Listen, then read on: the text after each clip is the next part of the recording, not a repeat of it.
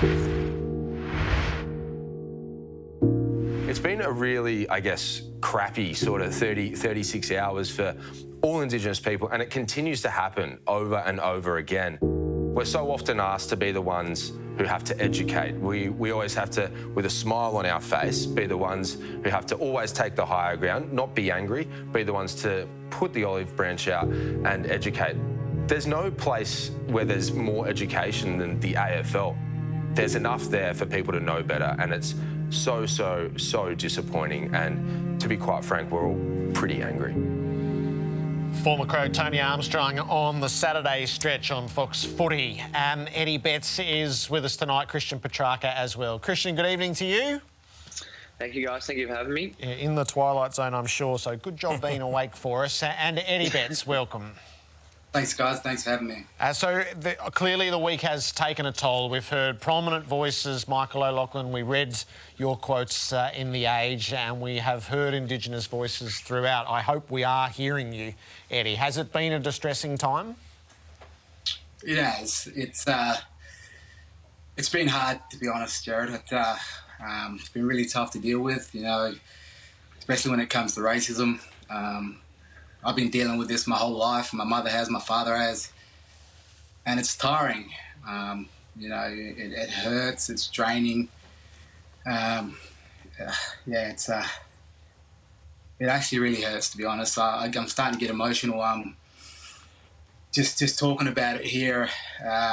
You know, everything that's happened over the last 48 hours to the last week. You know, it's been hard, and I reckon I just need everyone to really go on a journey to start educating, to start those conversations. You know, Taylor Walker's going on his journey at the moment, and I know what kind of person Taylor is, and, you know, he will hold to this account, to his word. You know, he will do this with 110%, and it just hurts. And every year, you look at it last night, Cozzy Pickett getting racially abused again over in Western Australia. I was racially abused last week and the week before that. I don't know if you saw my story in The Age, and it just keeps happening. I'm sick of it. I'm sick of fighting.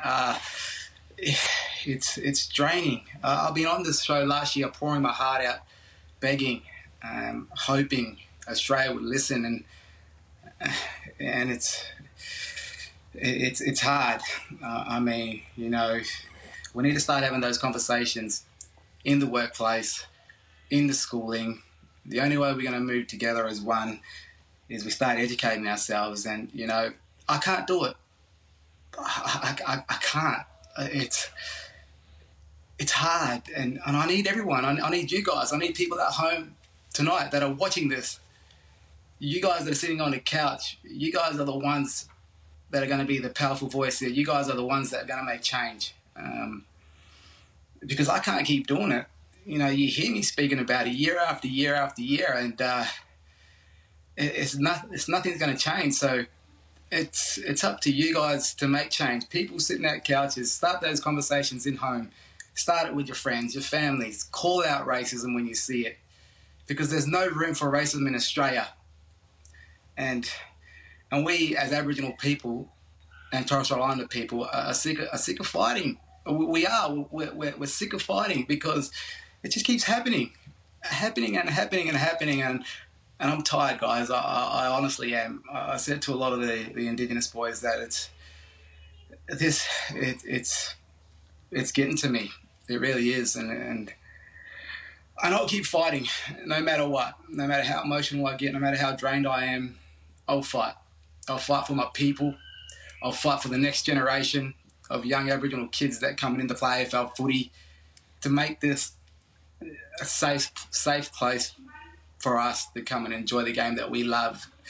I don't know how many times, though, that I've got to front up to talk about it, to fight about it.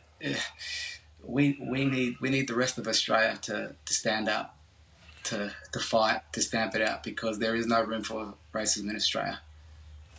Eddie, we can see how deeply emotional it is, how gut-wrenching and how frustrated you are. I guess the other part of the equation here is it's a former teammate Have you spoken to Taylor? Have you had that conversation? Yeah, we have. We have. Taylor's called me, but that's our conversation to have. And you know, like I said, Taylor's on a journey, and you know, and I know Taylor, and he'll go on this journey 100%, and he will educate himself, and he'll educate people around him. And the apology video, Eddie, is to make it so Robbie sat there with Taylor, and he's the strong one. What did you think when you watched it?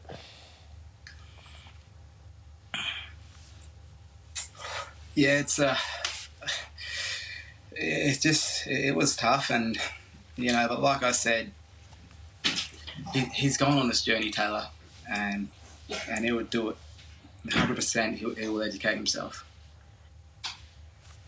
Christian, Eddie mentioned before about Kozzy Pickett. We know that I think the modern generation are much better versed in everything that's happening within cultural diversity. Have you had much experience in this field? Have you seen it firsthand? Well, I'm fortunate to live with Kozzy Pickett and Toby Bedford, who are two young Indigenous players, and you know, the emotional toll that I see that affects them daily, or I mean, on a regular basis, is it makes me angry and really frustrated. It really baffles me that we're degrading a culture that has brought so much excitement and entertainment to our game. Indigenous players, past and present. I mean, Eddie Betts is one, for example. You know, they bring people through the door. You want to watch these Indigenous players play football, and we should be celebrating this culture, not degrading it. And we can't keep using ignorance as an excuse anymore. Thank you to you both for those words.